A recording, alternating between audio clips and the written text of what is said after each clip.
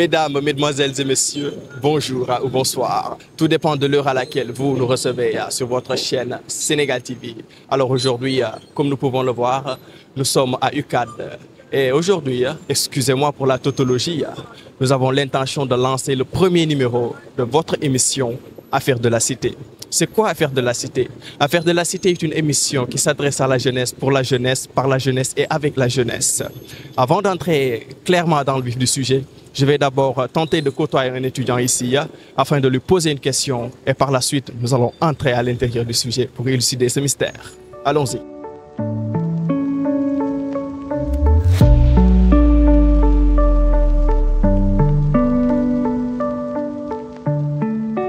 Ça fait 5 ans que je suis là et je connais bien les réalités de l'université, les problèmes que rencontrent les étudiants. Du côté social, il n'y a pas de logement ici. Les conditions sont difficiles. Actuellement, on est en train de faire des queues au niveau des restaurants. Alors, mesdames et messieurs, comme vous venez de le voir, un étudiant de l'université UCAD vient de nous parler de ces problèmes difficiles qu'il est en train d'endurer au sein de cet établissement.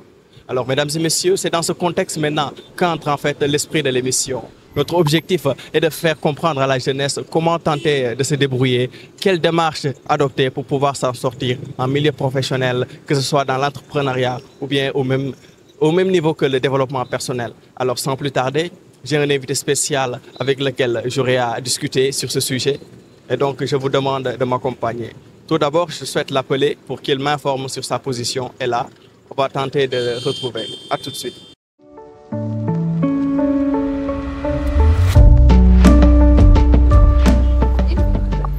Allô?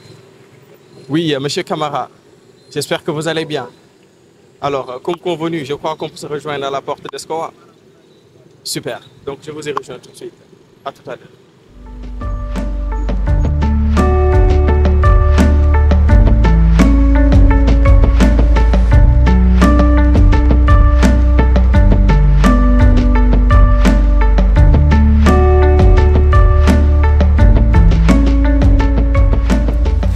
Alors, Mandal Nadal, comme nous pouvons le voir, nous sommes dans un village très paradisiaque.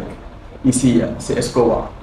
Donc, comme je vous en avais parlé tout à l'heure, le thème d'aujourd'hui, c'est jeunesse et réussite, la dimension entrepreneuriale et le développement personnel dans le circuit de réalisation personnelle.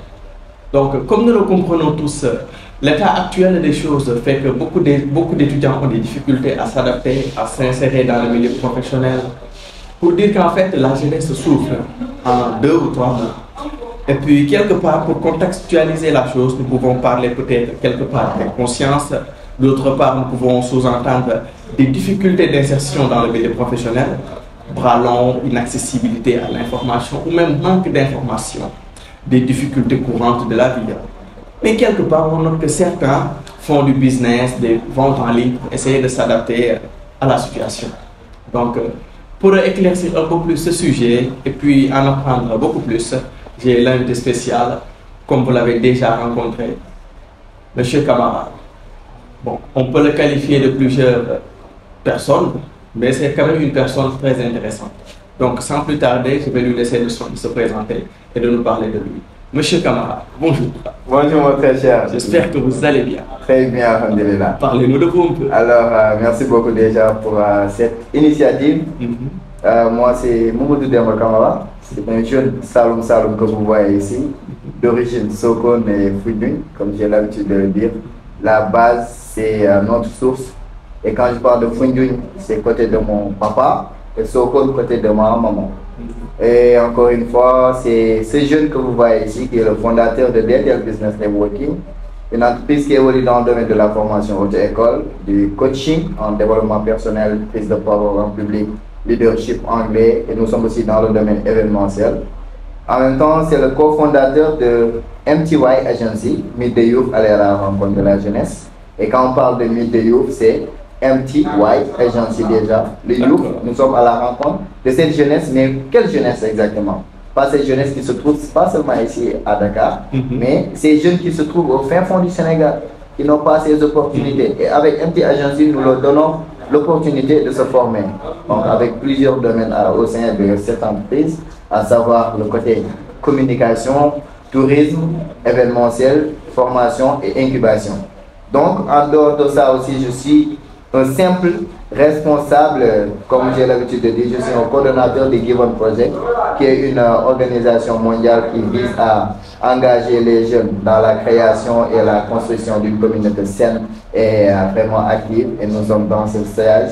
Et ici à Escobar, comme vous l'avez si bien vu, je suis le responsable de la vie associative et en même temps je reste le gestionnaire relationnel, c'est-à-dire responsable de gestion relationnelle. Donc on peut citer beaucoup de casquettes, mais aujourd'hui l'objectif c'est beaucoup plus se focaliser sur, comme vous l'avez dit, sur le développement personnel et l'entrepreneuriat. Alors je suis à tout oui. Super. Alors nous pouvons comprendre qu'il y a beaucoup à dire, quoique tout mériterait d'être dit, mais nous devons maintenant entrer dans le vif du sujet.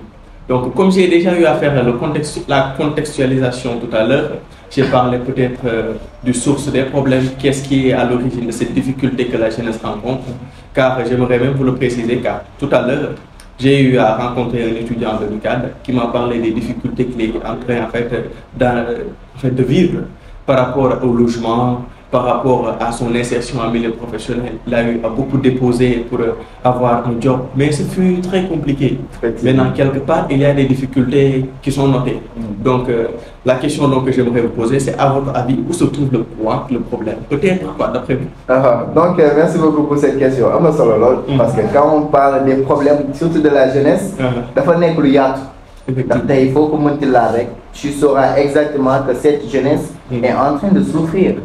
Aujourd'hui, quand on parle automatiquement d'où se trouve, c'est-à-dire la naissance, voire même l'essence et la quintessence de ces problèmes, se retrouve déjà sur notre environnement. Et quand je parle de notre environnement, ça peut être à la maison, ça peut être notre lieu de travail ou bien notre cadre d'études, c'est-à-dire que ça soit à l'école ou bien à l'université. Tout ça, ça compte exactement comme étant un problème. Ça peut être un atout, mais nous, personnellement, étant sénégalais, on prend ça de manière négative. Et en dehors de ça aussi, on peut citer comme problème l'aspect connaissance. Est-ce que ces jeunes sont vraiment à la quête de cette connaissance exactement? Donc, moi, il y a beaucoup de problèmes qu'on peut citer, mais automatiquement, je me base sur l'environnement et la connaissance. Et revenons un peu sur l'environnement. On voit exactement des jeunes qui se disent que moi, j'habite par exemple à Petit Mbao. Et je me dis donc l'environnement ne me donne pas l'opportunité de m'exercer. Alors qu'au fin fond, il y a des problèmes qui se trouvent là-bas. Il y a des opportunités en même temps qui se trouvent là-bas. Mais cette jeunesse, quand on dit que par exemple, ça c'est un souci. Vous voyez un peu. Donc l'environnement joue un rôle essentiel dans la mentalité de cette jeunesse. D'où l'importance de revoir notre mindset, notre mentalité. Et l'autre point, c'est la connaissance. On est trop figé sur un système éducatif trop strict et trop limité.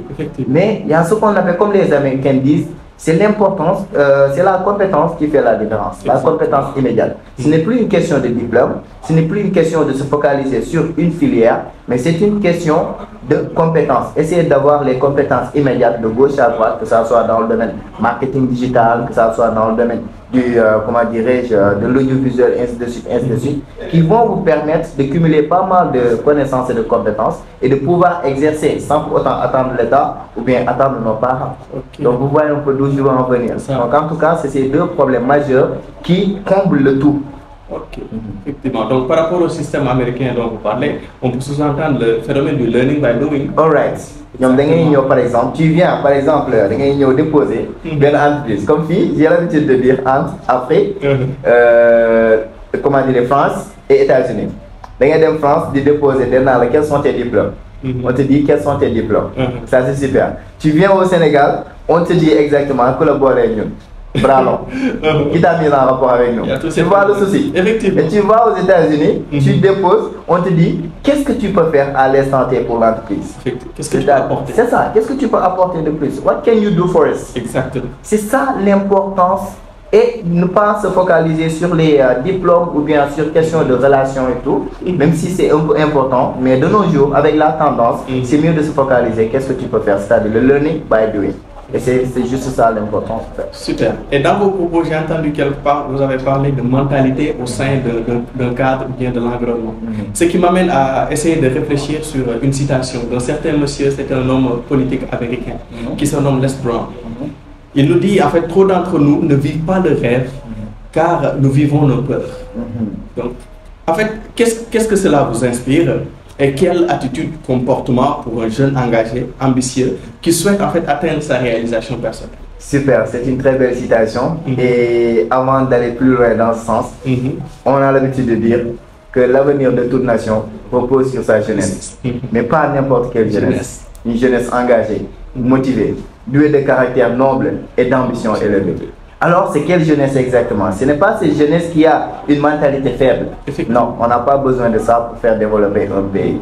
Et ce n'est pas encore une fois une jeunesse qui se dit étant trop paresseux, ou bien cette jeunesse qui se dit que non, pour l'instant, je me focalise carrément sur les études. Exactement. D'où l'importance de cette peur qui nous anime.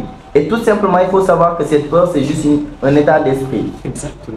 La majeure partie des gens se disent que je ne vais pas faire ceci parce que j'ai peur d'échouer. Je ne vais pas faire ceci parce que les gens vont se dire que ce n'est pas ma place. J'ai peur d'échouer parce que j'ai peur des préjugés, c'est-à-dire l'influence de l'extérieur. Surtout ça. Et moi, je prends personnellement mon cas, j'ai fait la formation à NSUB et tout avant de continuer dans les petites formations de gauche à droite. Souvent, on me disait, Demba, toi, tu es trop, tu as des ambitions trop élevées. Tu penses à des choses extraordinaires. Est-ce que tu penses que tu peux le faire? Tu ne vas pas le faire parce que c'est très difficile. Donc, d'où l'importance, tu vois, après, il y a les gens qui vont se dire que non, je vais rester dans mon coin, je ne vais plus m'exercer dans mon propre milieu. Donc, encore une fois, c'est une question de communication que je lance à la jeunesse, juste pour leur faire savoir que la peur n'existe pas. C'est juste le mystère qui existe. Pourquoi je parle du mystère? La majeure partie des gens, et cette peur aussi fait partie de nos moyens de protection. Dans quel sens? Quand tu sens que exactement tu as peur de quelque chose, au contraire tu dois te dire que là maintenant j'ai une mission. Là c'est l'obstacle qui se trouve devant moi et je dois franchir ces obstacles. Parce que la réussite c'est une succession d'obstacles, une succession d'échecs, mais aussi une succession de conditions très difficiles.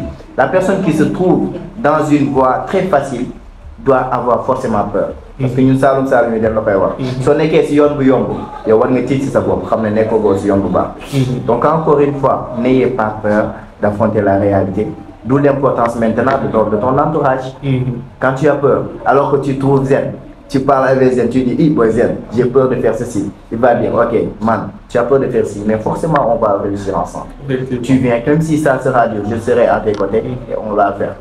Mais si on côtoie par exemple un certain Demba Camara, tu as peur, tu l'expliques ton problème, il te dit, oh, mais il ne faut pas forcer. Tu vois? Donc en tout cas, il faut revoir un peu notre mentalité, revoir exactement comment avoir cette positivité dans toutes choses, que ça soit sur nos dires, sur nos actions, sur nos manières de penser. D'accord. En fait, c'est magnifique. Moi, les gens qui même pour le développement après, donc tu Google avant ça, je vais là. Non, mais grave. Non, donc incarné. Non, je vais le rouler. Non, je vais le top. Dois def non la. Comment est-ce qu'il vient? Bon, qui voilà. Moi, je là, c'est pas. Bien c'est la boîte, hein. Ah, c'est la boîte. Effectivement. Mais après, il faut que la café. Non, café amna. On l'a donné ça après na defal. OK, après ñu door café. Super. Justement. Alors, en fait, beaucoup de gens qui sont mes questions, mais ça m'amène à réfléchir sur ça. C'est-à-dire les relations. Gars, il y a une cause de cinéma, mais c'est très important. Sur le chemin de quelqu'un qui cherche à atteindre ses objectifs. Souvent, il est difficile. Tu rencontres des gens qui te disent non, arrête ça, c'est pas bon. Maintenant, par exemple, un coach comme Demba, il te dit essaye d'un peu de t'éloigner de ces genres de personnes. Car il te plonge dans un cercle vicieux où tu n'évolues pas. C'est difficile maintenant de te séparer de ces personnes parce qu'ils font partie de ta famille. Mais quelque part, je me dis qu'il est important des fois de se concentrer sur soi-même pour pouvoir atteindre son objectif. Et après, plus tard, maintenant, essayer peut-être de rejoindre la famille, les relations. Que pouvez-vous dire sur ça? Alors, premièrement, la première des choses à dire, c'est de faire la différence entre la vie professionnelle et la vie personnelle. Quand je parle de la vie professionnelle, c'est strict. Quand je parle de la vie personnelle, c'est tes relations en dehors de tes activités, c'est-à-dire tes objectifs dans l'avenir, que ça soit dans le milieu professionnel. Imaginons, je prends à chaque fois mon cas. Aujourd'hui, je travaille avec des gens vraiment qui ne font pas partie exactement de ma famille, ça, c'est de un. De deux aussi, qui ne font pas partie de mes amis d'enfance. Mais n'empêche, au début, j'avais un problème parce que j'avais des soucis avec ces personnes dans ma famille et aussi mes amis d'enfance. Mais après, avec la communication, ils ont pu comprendre la réalité. Mais beaucoup de gens se disent que je veux me lancer dans quelque chose. Parce qu'il faut que je sache que milieu. Chaque milieu a ses types de personnes. Chaque domaine de travail a ses types de personnes. Aujourd'hui, on veut devenir par exemple coach en développement personnel par exemple. Il faut impérativement côtoyer des experts, des coachs comme toi qui sont dans le domaine. Coach comme qui? Comme par exemple, je peux dire, il y a beaucoup de coachs par exemple en développement personnel. Oui, comme toi. Man damay jàng quoi. Ah, ngay jàng. Yow laay topp quoi. Ah, on y est topp. Yow laay topp. Déjà, damay tibb di joxe fële. Voilà. Donc je prends comme le cas de, je peux prendre un coach comme par exemple Momo Ba, que vous connaissez, coach Momo. Moi, il est dans le domaine du développement personnel. Moi, je veux avoir ces mêmes compétences. Je dois forcément côtoyer Momo. On échange tout le temps et d'ailleurs on le fait à chaque fois qu'on se voit. Même si c'est pour 5 minutes, on partage pas mal de connaissances. Et c'est extraordinaire. C'est ça. Alors on ne peut pas dire que dans mon bëgg nekk président, xama dem côtoyer benn mbër. C'est logique aussi. Et c'est ça notre cercle. Vous allez voir tout type de personnes. Maintenant, c'est à toi de dénicher les bonnes et les mauvaises, même s'il n'y a pas de mauvaises personnes. Mais c'est des personnes avec qui on ne collabore pas dans la vie professionnelle. Mais après, personnel, soit de jouer du football. Par exemple, moi je le fais, je prends un petit temps, même si c'est dimanche, je pars jouer au foot avec des amis, avec qui on ne partage pas les mêmes visions. Mais on se rassemble, on joue au foot, mais ces moments, c'est crucial aussi et important. Après, mais les de communication. Parce qu'au début, je n'avais pas cette fluidité avec ma famille, de comprendre du wol. Mais après moi, j'ai une expérience. C'est là que je communiquer en leur faisant savoir que ce n'est pas de ma bonne voie dara. Mais li la bëgg, fi la bëgg yegg, mais yéen a ma siy jàppale, di ma jàppale si lii pas de tour de famille, ni de mariage wala ainsi de suite, ainsi de suite. Amatu woon temps dem foofu, dama si doon mere. Mais après une bonne communication ñoom, dem ma nangul li ma bëgg. Parce que am nañ communication ñoom. Avec les amis aussi, c'est la même chose. Je l'ai dit que c'est pas parce que je vous réponds plus au message ou bien di ñëw di toog si yéen wala dara, mais c'est parce que si lii laa nekk, mais mu amee temps bu ndaw wala dara, on garde les mêmes liens. Après on commence à conscientiser. Donc encore une fois, ce qu'on fait, c'est nous peser le pour et le contre. On se comprend. Effectivement. Et justement, il y a un aspect très intéressant. C'est-à-dire que tu as parlé de communication. Oui. Maintenant, dans cette communication, non seulement tu coaches en développement personnel, mais aussi tu gères la prise de parole en public. Donc non seulement, au-delà de la prise de parole en public, tu peux nous parler en fait de l'alliance, de l'importance de la communication, mais également aussi de la prise de parole. Parce que les gens sous-estiment souvent l'importance de savoir communiquer, que ce soit en milieu professionnel pour convaincre les gens, etc. Souvent, ils sous-estiment. Pour eux, tout est question en fait d'apprendre et d'aller, voilà, tout ça. Alors qu'il y a beaucoup de soft skills, etc., des qualités dont l'étudiant ou bien le jeune a besoin pour mieux s'en sortir. Ok, il faut savoir que de nos jours, si on n'a pas ces 3 forces, je ne dirais pas que vous n'allez pas réussir dans la vie, mais vous aurez beaucoup de problèmes. Effectivement. Le premier, c'est la communication. Je répète, c'est la communication. Le deuxième, c'est la maîtrise des outils technologiques. Le troisième, c'est l'anglais. C'est l'anglais. Vous voyez. Et alors maintenant, on se focalise sur la communication. Technique, que ça soit un entrepreneur, que ça soit un travail dans une société, que ça soit un dans la vie associative ou la politique, le monde de même. Nous connaissons mais lu nekk ci xel bi du jëf kese wala du xel bi ngay tubb pour génne ko nit ñi dégg ko. Y a ce qu'on appelle cette interaction qui doit se faire entre yow lu nekk sa bopp ak avec qui parler. C'est la communication mooy wax. Gars comprendre les idées, il faut les extérioriser. Comment? On prend le cas d'une personne qui veut entreprendre. Il a les idées en tête. Mais maintenant, imaginons si je prends mon cas, c'est simple. Je suis là dans mon ordinateur, comme vous voyez, je suis en train de travailler dans des projets. Il y a mon tableau aussi qui est là. Je suis en train de noter des idées et tout. Si je termine, alors que est-ce que je dois rester ici seulement? Je dois aller voir des bailleurs. Je dois aller voir mes cibles pour les convaincre. Et tout cela, c'est la communication qui doit le faire. La communication classique et la communication digitale. Vous voyez, communication classique, moi, je utiliser sa langue. Il faut savoir convaincre. Il faut savoir aussi faire venir les gens à partager tes mêmes visions, partager les mêmes avis, ainsi de suite. Et c'est la même chose avec dans une entreprise. Il faut me dire, di nga war na def bilan soo nekkee scientifique. Tu dois avoir des postes de responsable. Tu dois communiquer avec tes employés wala tes collègues ou bien voire même des partenaires. Si tu n'arrives pas à le faire, tu es mort. Dans la vie professionnelle, si tu ne peux pas communiquer, tu es carrément mort. Parce que même dans quoi ils disent, par exemple, cybersécurité, ils ont l'air de voir, non, ils ont si une machine, ils à un moment donné, ils ont des entreprises pour former des gens de cybersécurité. Ils sont obligés de parler. Je prends le cas avec Koundoul, peut-être on t'a machallah, mais ils forment il avait un problème de communication, mais les gens d'où l'importance de la communication. N'est-ce pas? Pourquoi c'est obligatoire. C'est très important. Parce que justement, c'est ce qui m'amène à un exemple. Souvent, même les entretiens. Souvent, les gens pensent que Amour peut-être qualification ou le niveau. Alors que peut-être, ils doivent gérer cet entretien et un moment modeste.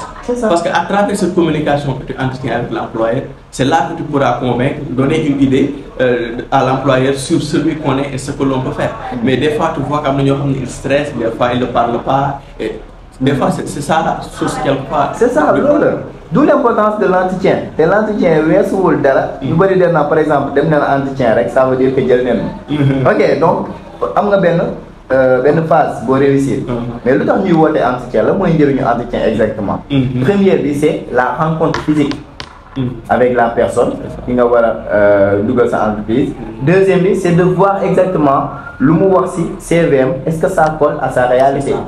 Est-ce que c'est lui? Voilà, est-ce que c'est lui exactement? Et le troisième point, est-ce que le next CV, il arrive à pas restituer, mais à s'exprimer, à l'extérioriser exactement pour mener un échange avec les employés dans l'avenir. Donc, l'autre de faire solo, ça permet de réciter sa CV. Mais c'est pour permettre au recruteur d'avoir une vision sur toi exactement, alors mais aussi si ça CV. Parce que tout ne peut pas être sur le CV. Effectivement, c'est super. Donc en même temps, donc, on peut dire que l'entretien est un résumé de la personne. C'est ça. Donc ça donne maximum d'informations. Effectivement. Voilà, c'est super.